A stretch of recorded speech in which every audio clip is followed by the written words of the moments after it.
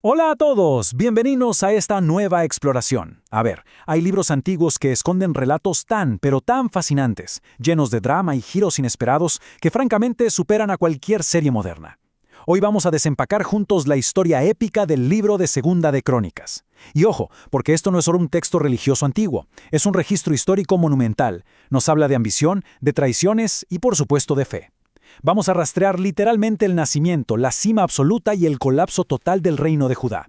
¡Arranquemos! Para entender de verdad la magnitud de lo que estamos viendo, imagínense este contraste.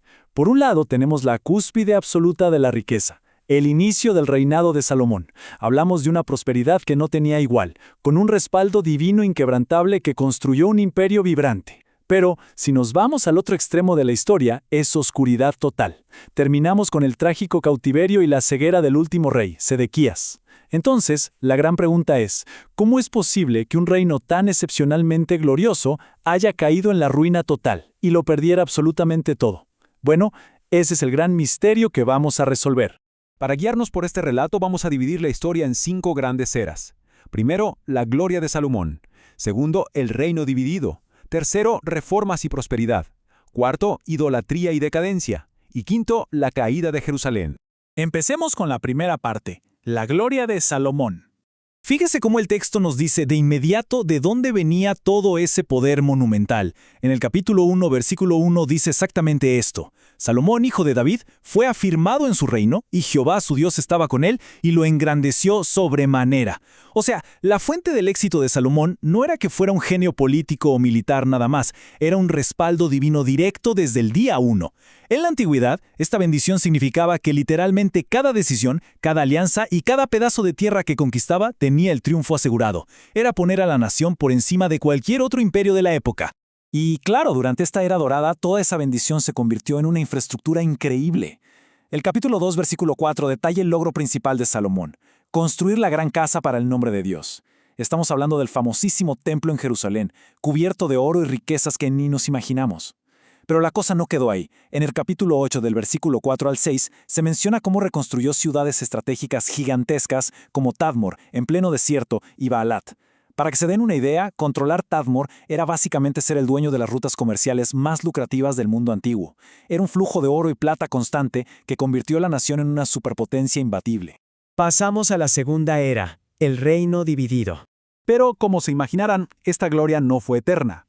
Toda esa inmensa riqueza de Salomón tuvo un costo altísimo en la vida real. Impuestos aplastantes, trabajos forzados, la gente estaba al borde del colapso. Y bueno, todo está ya en cuestión de días. Según Segunda de Crónicas 9, versículo 30, Salomón muere en el año 40 de su reinado. Inmediatamente, su hijo Roboam va a Siquem para que lo coronen, como vemos en el capítulo 10, versículo 1. ¿Qué pasa? Que Roboam se pone duro, se niega rotundamente a bajar los impuestos, y esto hace que Jeroboam regrese de Egipto. Poco después, 10 tribus de Israel se rebelan. Esto está en el capítulo 10, versículo 2. Así de rápido, un imperio de oro que tardó décadas en construirse, se partió en dos en un abrir y cerrar de ojos. Increíble. Esto nos lleva a nuestra tercera etapa, reformas y prosperidad. Si nos enfocamos solo en Judá, que es el reino del sur, vemos una etapa súper fascinante. El autor del libro conecta la espiritualidad con el éxito nacional de una manera que llama mucho la atención. Por ejemplo, hablemos del rey Usías. En Segunda de Crónicas 26, versículos del 5 al 8, se nos cuenta que mientras buscó a Dios en los días del profeta Zacarías, el tipo prosperó muchísimo. Ese fervor espiritual se convirtió en un poder militar arrollador. Imagínense a un rey de Judá destruyendo los enormes muros de ciudades enemigas y fortificaciones filisteas como Gat y Asdod. Se volvió tan fuerte, tan imponente en toda la región, que los amonitas tuvieron que rendirse y empezar a pagarle tributos inmensos solo para sobrevivir. Y para poner esto en perspectiva económica, hablemos de Jotam, el hijo de Usías.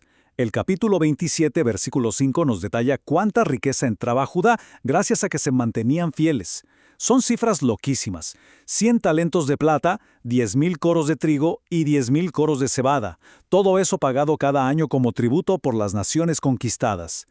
Esta prosperidad, estas arcas a reventar y los graneros llenos, el relato nos lo presenta una y otra vez como el resultado directo de gobernar con integridad y siguiendo las leyes divinas. Esa idea llega a su punto máximo con el rey Ezequías.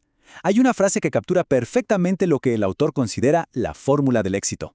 El capítulo 31, versículo 21, lo dice clarísimo. En todo cuanto emprendió en el servicio de la casa de Dios, lo hizo de todo corazón y fue prosperado. La clave aquí es esa frasecita, de todo corazón. O sea, la devoción no era ir a cumplir un rito al fin de semana y ya. Era una forma de gobernar. Entregarle todo a esta causa era el verdadero motor que hacía funcionar la política, la economía y a toda la sociedad del reino. Ahora, un detalle importantísimo. En este libro histórico, la fe nunca, pero nunca, es pasiva. Cuando el temible rey de Asiria, Sennacherib, invade Judá en el capítulo 32, Ezequías nos da una clase maestra de estrategia. Hizo 3 cosas. 1. Observó fríamente lo que planeaba el enemigo. 2. Se juntó a consultar con sus príncipes y sus mejores militares.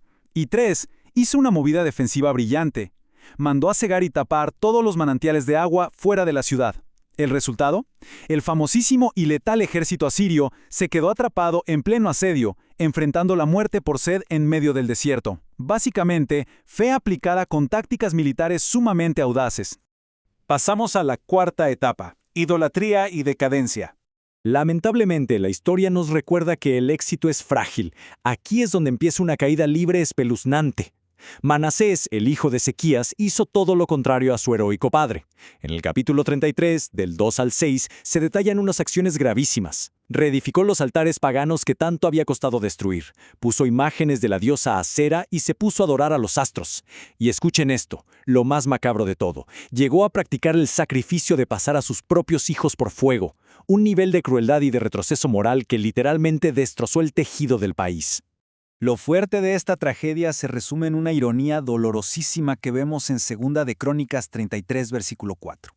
Resulta que Manasés agarró esos altares paganos que eran el símbolo de la corrupción máxima y los metió nada más y nada menos que adentro del templo. Sí, en el mismo lugar que Salomón había construido exclusivamente para el nombre de Dios. Fue una profanación total. Fue como clavarle una daga directamente en el corazón a la identidad espiritual de todo Judá. Y llegamos a la quinta y última etapa, la caída de Jerusalén. Entramos en la fase final del colapso.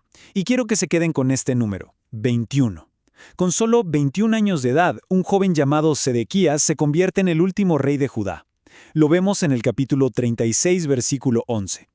Era un gobernante súper inexperto, imagínense, haciéndose cargo de una nación rota y corrupta hasta la médula. Y para colmo de males, se le viene encima toda la maquinaria de guerra del inmenso imperio babilónico.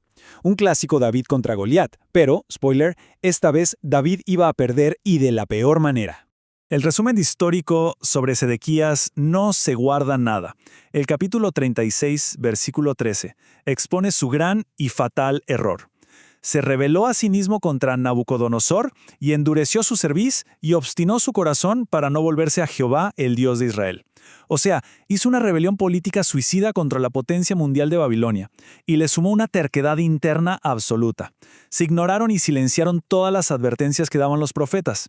Al final, fue la soberbia pura la que terminó de hundir a toda una civilización. Pero ojo, el libro deja algo clarísimo. Todo esto no fue solo culpa de un mal gobernante. Fue una falla sistémica total. La sociedad estaba podrida desde sus cimientos. El capítulo 36, versículo 14, dice de forma devastadora que todos los principales sacerdotes y el pueblo aumentaron la iniquidad. Desde la élite intocable hasta el ciudadano de a pie, todos se corrompieron.